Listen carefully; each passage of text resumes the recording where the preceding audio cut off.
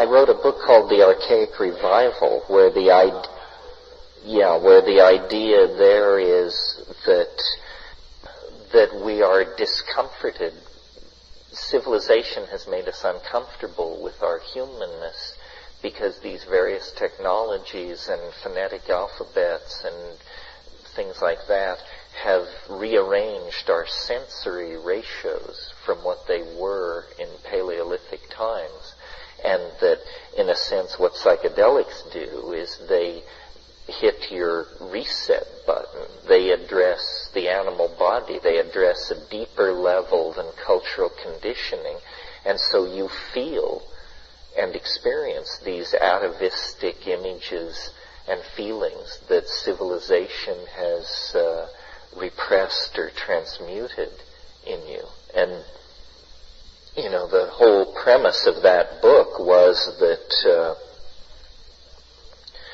the 20th century, in many of its cultural manifestations, from Cubism to Dada, abstract expressionism, jazz, sexual permissiveness, hallucinogenic drugs, youth culture, a whole bunch of things, were all impulses toward the primitive, toward a return to a primal state of social organization, and that really this is the overarching metaphor of the 20th century. The 19th century saw the triumph of hierarchical order, gentlemanly values, class structure, all that constipated European stuff. And then the 20th century is experienced as chaos, Cubism is created when Picasso brings African masks to Paris and begins painting them. Freud announces that we are not just Christian ladies and gentlemen, but right beneath the surface, the incest drive, cannibalistic drives, extremely violent, primitive impulses are there. Jazz introduces syncopation into music. Women begin to display more of their animal nature through flapper dancing. I don't know. You can figure it all out for yourself. The point is, the whole of the 20th century is a turning back toward these values that had been repressed for millennia, not only by Christianity, but by the Greek scientific philosophy, the phonetic alphabet, urbanism, agriculture itself. There was a very long period in the human adventure when all of those things lay in our future, and we were far happier, I think, then, judging by our lack of need to make egoistic statements by building vast religious monuments or enslaving each other or setting down codes of laws, so forth and so on. And, of course, we'll never be like that again, but there is an impulse in modern society to recapture those values, and psychedelics are hugely effective at doing this. I mean, all this talk of shamanism and Native Americanism and getting in touch with your body and honoring gender shifts and all of this stuff is basically rooted in a more psychedelic attitude, a less categorical and constipated and print-defined, McLuhan would say, attitude toward social roles and social polity. Well, it's always interesting to me to do these around in the circle things. First of all, it seems to me, I mean, maybe this is self-congratulatory, but it seems to me that people are extraordinarily serious and together. I have a real nose for nuttiness, and I didn't so much as twitch this evening. And this is a large group, so don't loosen your chains too much, but congratulations for impressing me anyway as very sane. This is an area where I think sanity counts, There's no points gained for being fanatical or maniacal. This isn't an area where you have to push the process. The process can push you harder and faster than you may wish. So it's, once you get to this place on what we might metaphorically call your spiritual quest, once you get to the place where you hear about psychedelics, the issue is no longer then about where is the gas pedal and the spiritual vehicle. The issue suddenly becomes, where is the brake? Because, this is the fuel to go where you want to go. This is the power to lift you where you want to be lifted. Those issues are somehow now overcome. It becomes a very different game now, a much subtler game. The doorway stands open, and all it requires is courage, which is not to say it doesn't require a lot. It does require a lot, but what it is courage. Very few people go to the ashram for their daily meditation with their knees knocking in terror over what is about to sweep over them. They are pretty confident that they've got it confined and nailed down. It isn't so with this. I've done it many times. There are many people here who've done it many times, and the survivors are not confident. It doesn't build hubris in you. It doesn't promote bravado, because you know how quickly and horrifyingly it can cut you down to size if you presume it, or if you presume you understand it, or if you presume to use it. So sometimes the issue of magic and power comes up. I wouldn't get near that. My goal is to see more, to understand more. And what I do on a trip is damn near absolutely nothing. I have 2 or 3 J's rolled in front of me. If I can get through them in the course of the evening, all goals have been met. To see, to understand, to remember. It's an incredible statement about our humanness. It's a double-edged statement about our humanness, that within us, under the influence of these plants, we have literally Niagaras of alien beauty. When I go to Manhattan, I go to the Met and the Guggenheim, and I haunt the galleries of Soho. When I take mushrooms, I see more art in 20 minutes of behind the eyelids hallucination in total darkness than the human race seems to have produced in the last 1,000 years. Well, so on one level, that's an incredible statement about the human capacity to generate and be in the presence of beauty. But the paradox is that so few people know this, that our ordinary styles of being, our ordinary relationships to plants, our main brand religions almost never carry us into the sense of this potential for beauty. And when I was young, in my early 20s, wandering around India, trying to sort all this out, having taken some psychedelics, but reading yogic texts and Mahayana texts and all this, I discovered in every culture there is what I call wise old man wisdom, or wise old woman wisdom.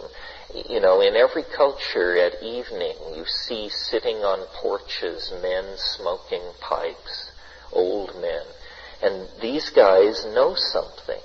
They know something about life, how to till the soil, how to raise a family, how to, shepherd children through their marriages and so forth and so on. But what I did not find in these cultures was any knowledge of this gratuitous grace. This is like a secret of some sort. And it's a true secret in that telling it does not give it away. I know this because I've been trying to tell the secret for 25 years to anyone who would listen, as you listen tonight.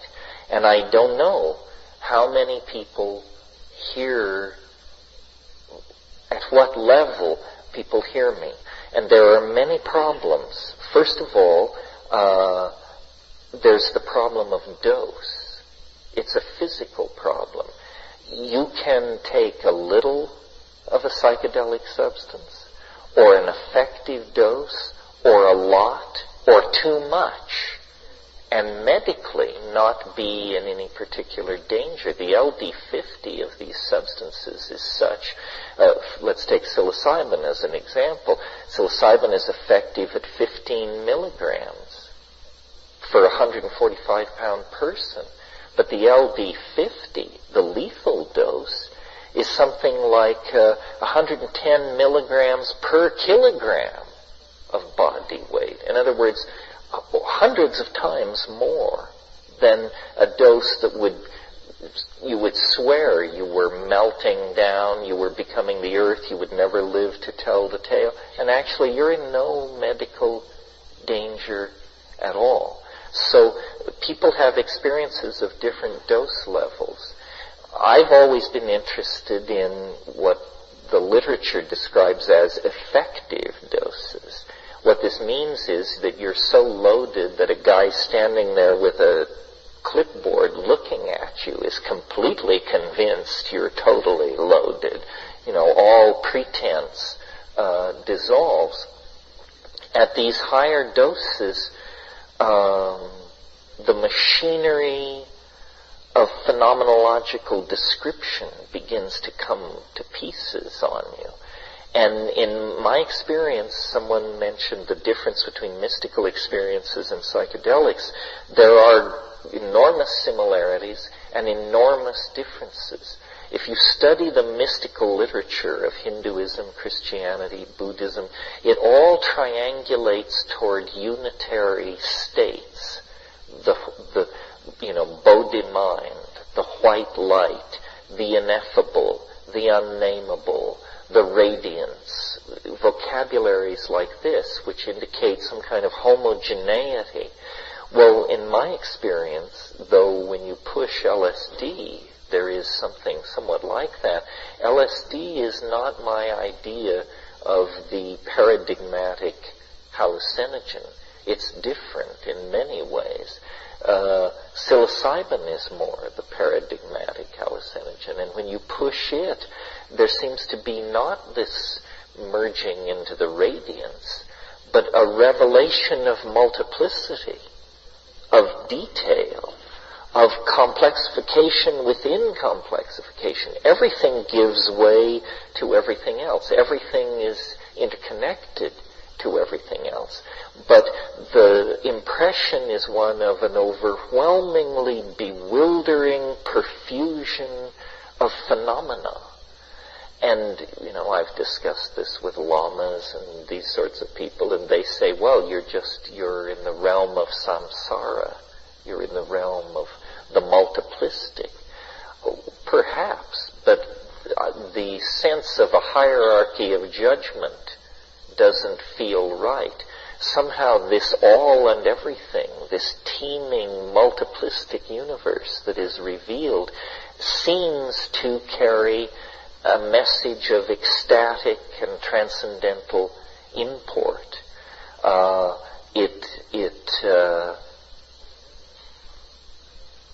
It's all and everything, in Gurdjieff's phrase. And one of the ideas that I want to explore with you in the course of the weekend is, most discussions of psychedelics orbit around what will it be like when I take it. Well, that's very interesting and, of course, important to the individual.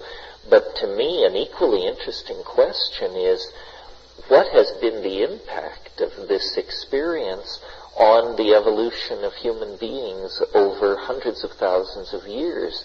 In other words, what is it that we share with this planet?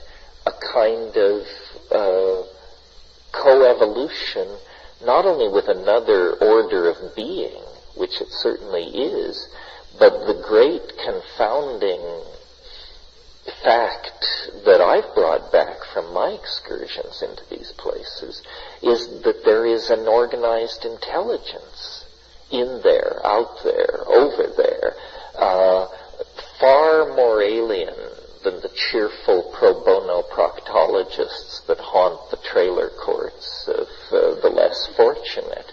A truly alien presence, not interested in our gross industrial output or in imparting, salutary technology upon us. Well, then what does it mean that our culture has sealed us off from this information? I mean, our culture claims under the aegis of science to bring us news of quasars, kilochasms of time and space away, news of the activities at the nucleus of the cell, at the heart of the atom, and yet here's a world that begins right behind your eyebrows, that any mention of it either brings talk of mental pathology or how you've transgressed certain laws of the village. In other words, this culture has reared the edifice of empirical understanding and modern science and existential philosophy. This edifice has all been put in place in complete ignorance and denial of a fact of experience that is approximately as easy to access as orgasm. I mean, by different means, but nevertheless not far away. And yet we in the West have navigated for 1,500 to 2,000 years with this simply an easily repressed rumor. How did we get into this situation? In other words, if there was a primordial era of shamanism and plant symbiosis and a mediated relationship with nature through the Gaian intelligence, how did we fall then into the domain of post-Renaissance, post-medieval, post-industrial culture?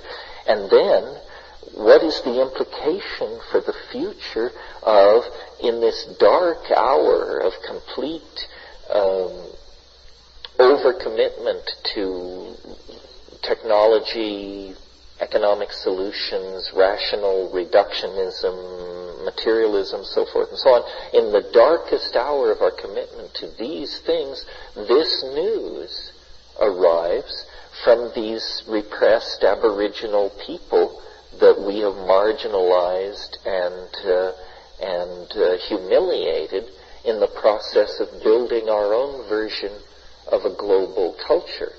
Well, obviously I'm not going to try to answer these questions tonight, but this, to my mind, in the 11th century, when the Islam swept across Asia Minor, in Isfahan, in Iran, they built these immense mosques with mosaicked, vaulted roofs. And one of the great historians of Islam said of the city of Isfahan in the 10th century, he said, it is half the world. A single city, half the world. In a way, psychedelics are half the world. And yet, how few people have ever visited these sites, have ever stared into these particular vistas of beauty. And as was said in going around the circle, the impact of these psychedelics, where they hit us hardest, is in the domain of visionary imagining and the effort to communicate about our visionary imaginings. In other words, where they hit us hardest is in the domain of art and invention and novelty. And we have built a culture that, however hostile it may be to the psychedelic experience, it is incredibly friendly toward novelty, innovation, creativity, cultural evolution, celebration of difference, so forth and so on. So I would like to believe that the long prodigal journey of Western humanity to a well-nigh perfect understanding of the nature of matter and energy and space and time, that prodigal journey can only be redeemed and made meaningful if the things learned in the shamanic descent into history, which it is a shamanic descent. I mean, we have achieved what the alchemists only dreamed of, and we've achieved it, strangely enough, by abandoning their illusions. They were epistemologically naive. You do not discover fusion by endlessly rarefying mercury. You do not disentangle DNA by heating chemical vessels in horse dung. We had to abandon the naivete of alchemy to achieve its goals, which were mastery of space and time, control of human longevity and health and psychological well-being. Well, at the center of the alchemical ideal was the idea of the stone, something part mineral, part mental, part spiritual, something drawn out of nature, but perfected by human artifice, and then reflecting back upon man a perfect world created through magic. This is the faith of the Renaissance magi, Marcello Ficino and Campanella and these people. It's a different idea than the idea of man as a fallen creature, or science's notion of man as a mute witness to a meaningless universe. The magical ideal that these things fertilize and support is the idea that humanity is somehow the co-partner, a full partner in creation, and that what God has brought into being, the human imagination can perfect. And it's a necessary faith for our time, because the power that we have is so great. If the power that science has given us does not serve a transcendental ideal, then it will serve some kind of fascist ideal, and most people will be reduced to equations and parts of a machine that does not serve the human individual or the human community. Psychedelics are a catalyst for the imagination.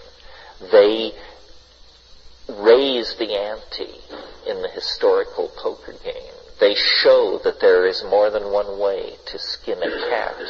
And we have come to a place of bifurcations, immense choices.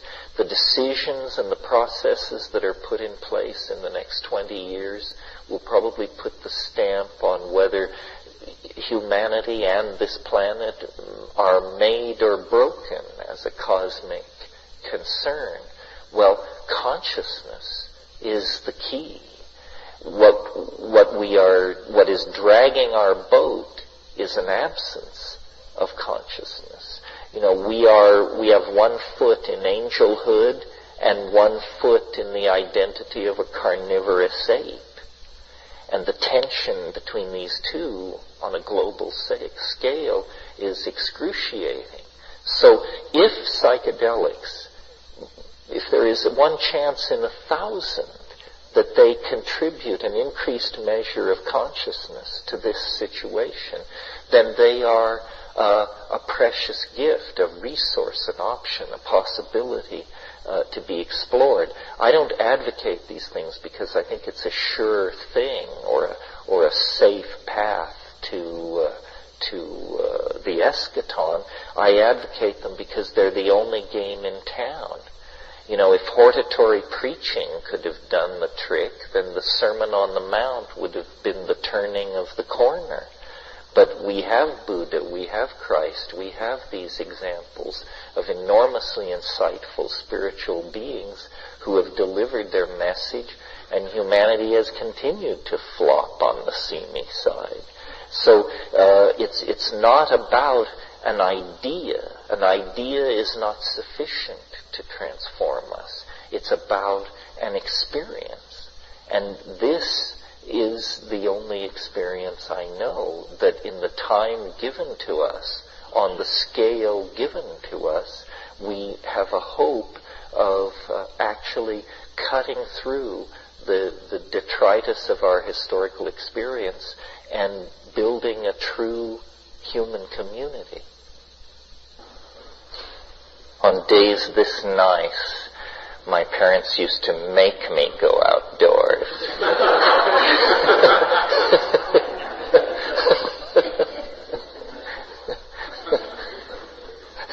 I had no excuse anymore for staying in. No, actually I vacillated. I spent a lot of time on my stomach on the couch reading, and then a lot of time scrambling around in the nearby semi-arid wilderness, looking for fossils, and later collecting butterflies, and then after that building and launching rockets, Freud notwithstanding. And it was lots of fun, but there was certainly lots of fun inside books. So last night was sort of a first pass at all of this. And there were questions left unanswered and threads untied. And now you've had a certain amount of time to absorb all that before I launch into some rap of my own. Is there anything anybody wants to carry forward? Yeah. I realized last night that I didn't mention that I have an interest in the I Ching. I don't think anyone else has really mentioned it either. But your work and others in trying to tie that to other systems of order, DNA, calendars and stuff, is also difficult to understand.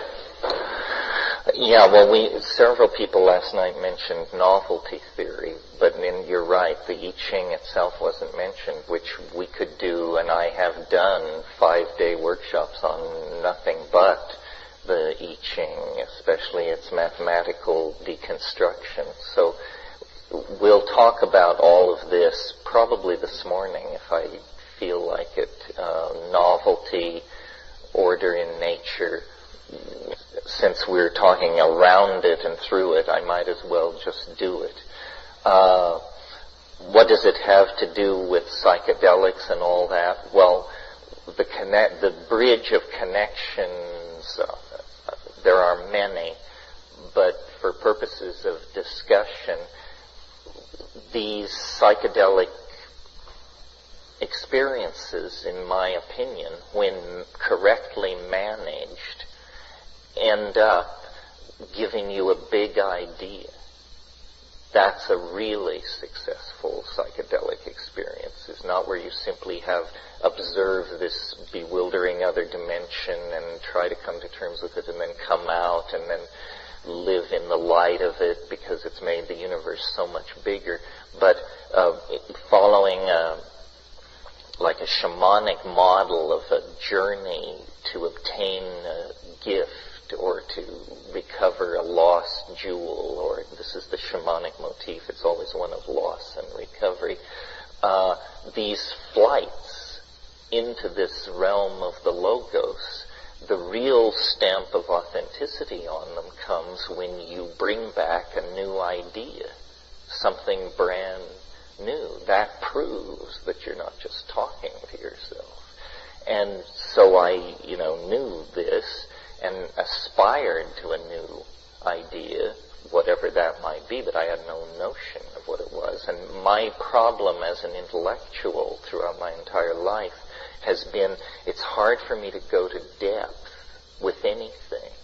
I study Roman history for a year. I study German for a year. I study the Maya for a year. But I never could get that professional mania that leads you into becoming, a real academic in a specialized sense.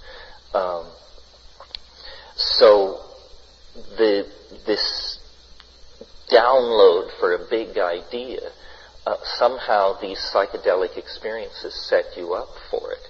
They're not the only way, but they're the only way where you have some managerial control. The other methods all seem to be driven from the unconscious. For instance, if you read Thomas Kuhn's book, The Structure of Scientific Revolutions, you discover there that these huge rational idea systems were downloaded in very shady and shaky mystical ways. The classic example that I always give, because it has so much fun, basically, is that, René Descartes' invention of scientific materialism was at the behest of an angel. An angel appeared to him in a dream. He records it in his diary, and the angel says, the conquest of nature is achieved through measurement and number.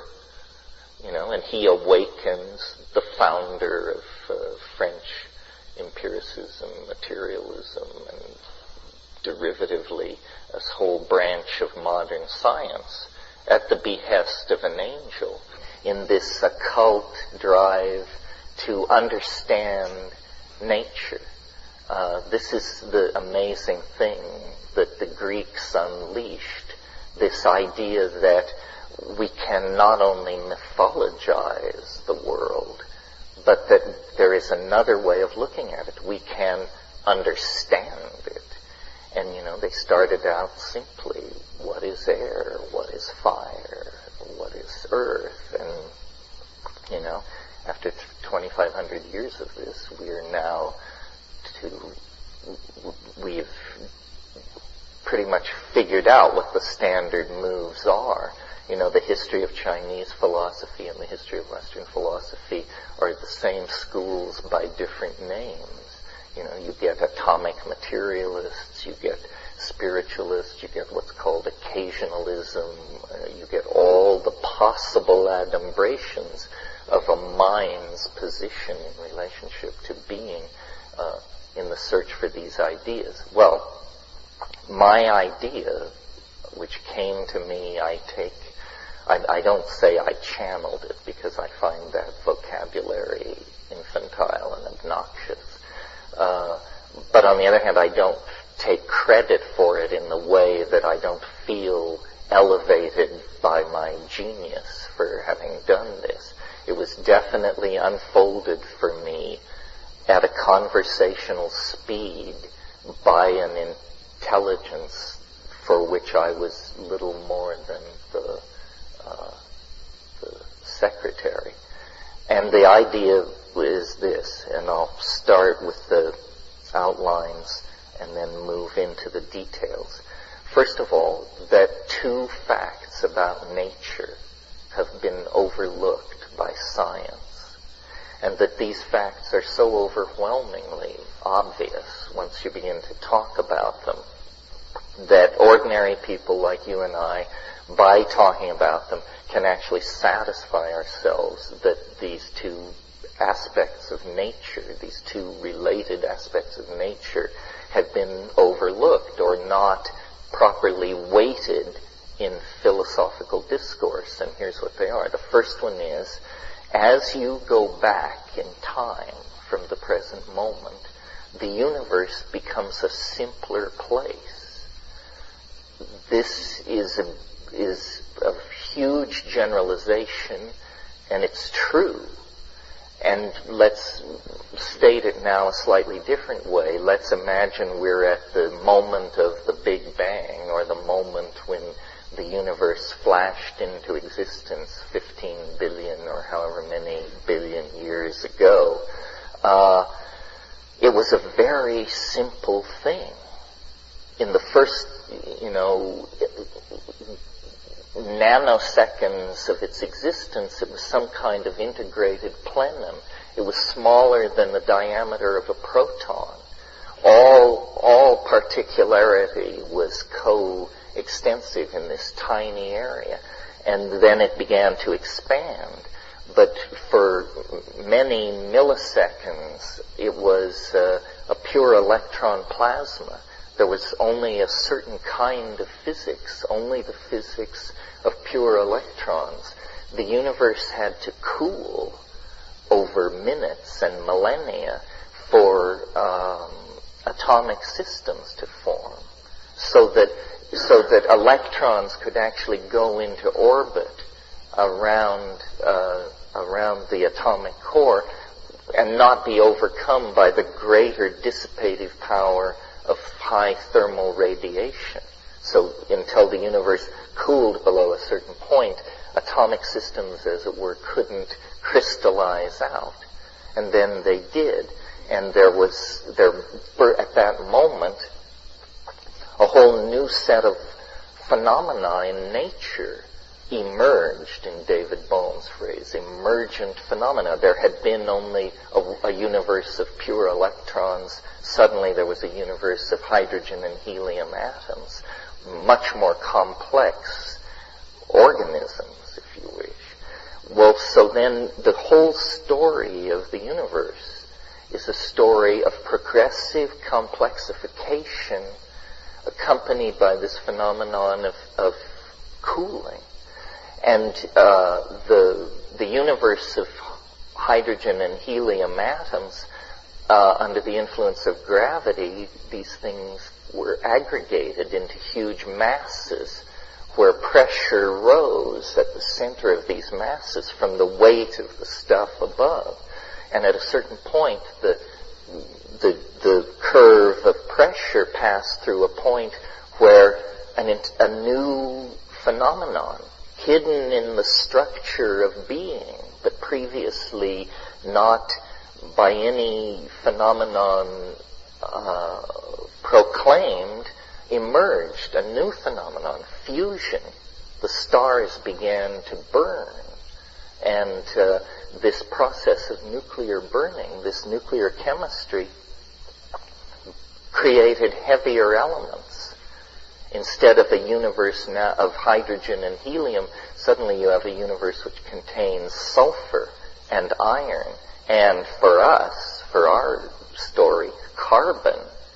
And at that point, it's like the rest was inevitable. The rest is just filling in the blanks, drawing the dots. I mean, it takes 14 billion years, but with carbon present in the universe, this force, which I identify and call novelty, could begin the long march forward toward this teleological ideal, this purpose, which it beckons at the end of time. What makes this idea radical, one of the things which makes it radical, is that it doesn't simply assume that history and becoming is the unfolding of causal necessity. It assumes instead that there's some kind of an attractor, that events are not just bubbling forward probabilistically and randomly, but that they're actually caught in some kind of field that is pulling everything toward a conclusion. And this, so I'm making this more complicated than it needs to be. The basic perception is the universe has grown more complex as we approach the present. Now, this is a huge law, if true, because it's a statement about physical matter. It's a statement about organic organization. It's a statement about culture and society. It's a statement about your own psychology. Things complexify through time. But science has never said this. It's not even, the theory of evolution says biological systems grow more adaptive through time. But there's been a real phobia against any teleological implication from that. But this is a general rule which I submit to you by investigating the nature of things on your own, can completely satisfy yourself that this is true.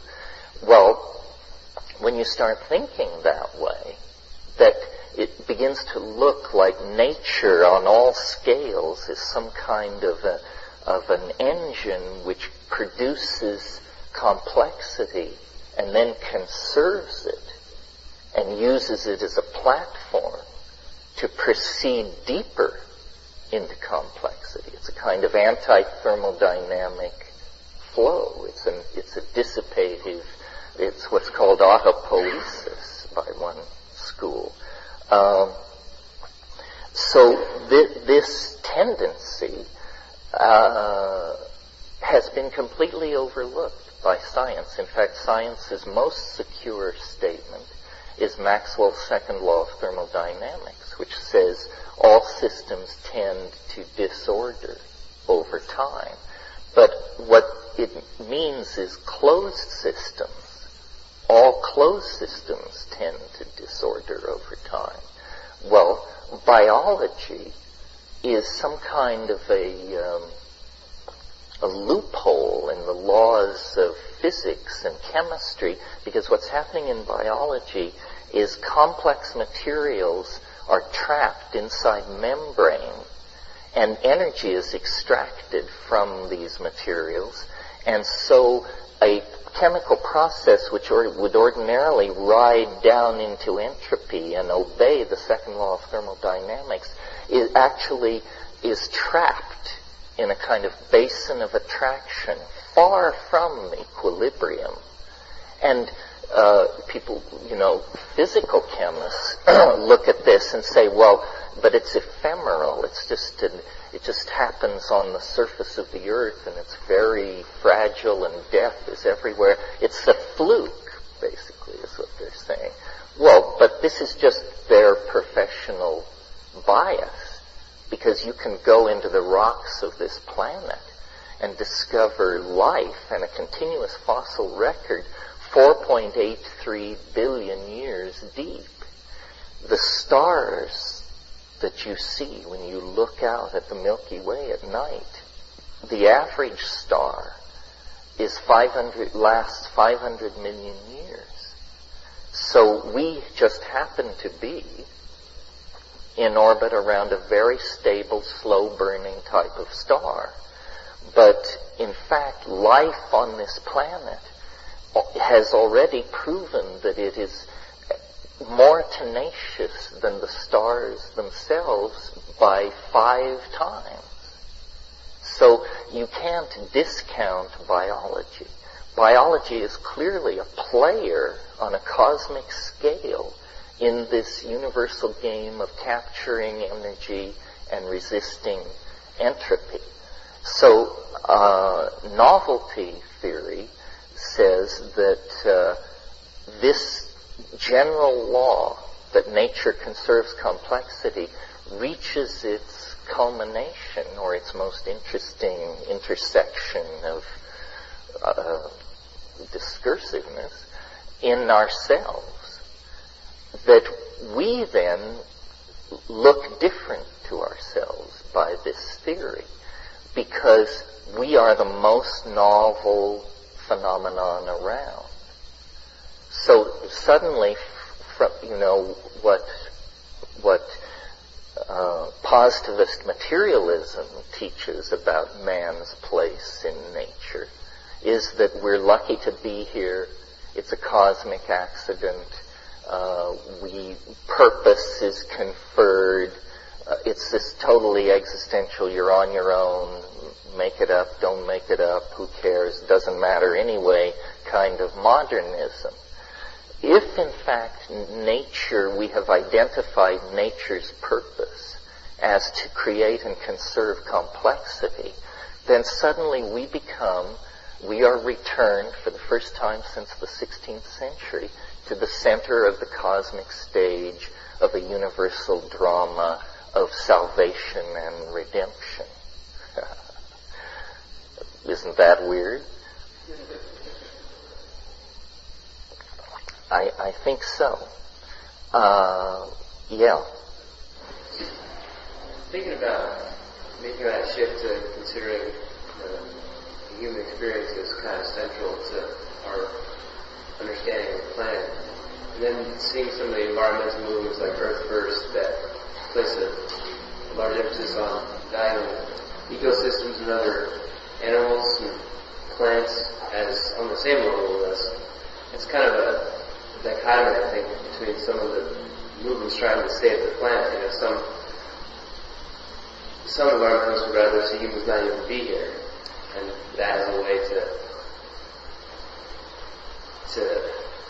put the necessary factors in place to save the planet. Whereas this side of the argument says that we need to realize how special we are and what's going on up here to be able to rebalance things. And it's kind of a strange line to walk between valuing ourselves but not overvaluing ourselves.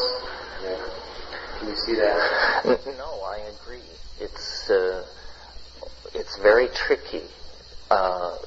There's almost like a bifurcation where it's hard to see how you can have the cake and eat it too.